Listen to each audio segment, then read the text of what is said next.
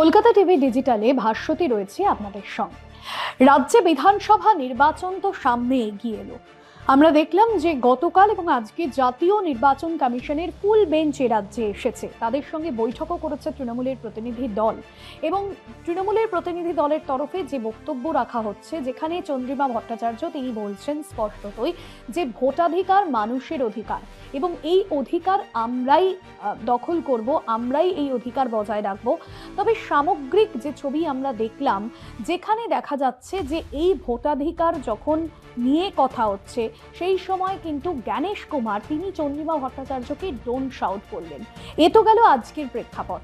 তবে মুখ্যমন্ত্রী মমতা বন্দ্যোপাধ্যায় তিনি বিজেপি বিধায়ক অসীম সরকারকে নিশানা করেছেন। গান গেয়ে কি বিজেপির এই বাংলা জেতার কোনো রকম প্ল্যান রয়েছে? মুখ্যমন্ত্রী মমতা বন্দ্যোপাধ্যায় তিনি বলছেন যে বাংলায় রাষ্ট্রপতি শাসন কি জারি হতে চলেছে, এই বিষয় নিয়ে কিন্তু একটা জল্পনা চলছে। এবং এই যে এতজন ভোটারের ভবিষ্যৎ ঝুলে রইল বিধানসভা নির্বাচনের আগে, তাদের কি হবে এই প্রশ্নটা জোরালো হচ্ছে। তারা কি আদৌ বিধানসভা নির্বাচনে ভোট দিতে পারবেন? তারা কি আদৌ তাদের সঠিক রায়, সঠিক দলের পক্ষে, সঠিক রাজনৈতিক দলের পক্ষে তারা তাদের রায় দিতে পারবেন?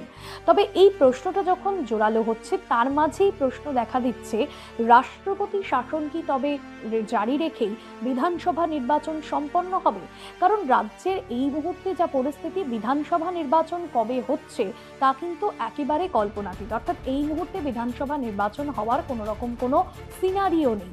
কারণ এখনো পর্যন্ত ভোটারদের নাম যে হারে বাদ গিয়েছে, কবে এই ফাইনাল লিস্টে এদের নাম বেরোবে, তারপর নির্বাচন হবে।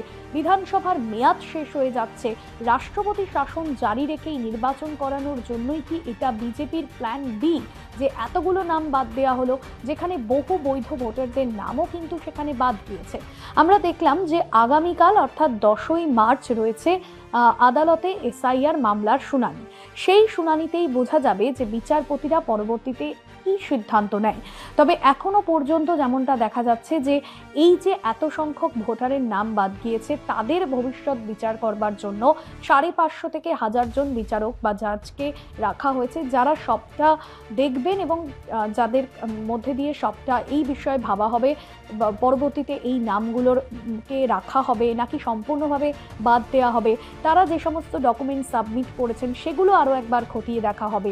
তবে মুখ্যমন্ত্রী মমতা বন্দ্যোপাধ্যায় তিনি বলছেন যে এটা সম্পূর্ণভাবে বিজেপির প্ল্যান এবং তারা রাষ্ট্রপতি শাসন জারি রেখে এই নির্বাচন করাতে চায়। তবে অবশ্যই সেটা সময়ের অপেক্ষা কি হয়। আপাতত এতজন ভোটারের ভাগ্য যে ঝুলে রয়েছে, আগামীকাল 10ই মার্চ এই দিন আদালত কি সিদ্ধান্ত নেয় সেদিকে আমাদের সকলের নজর থাকবে।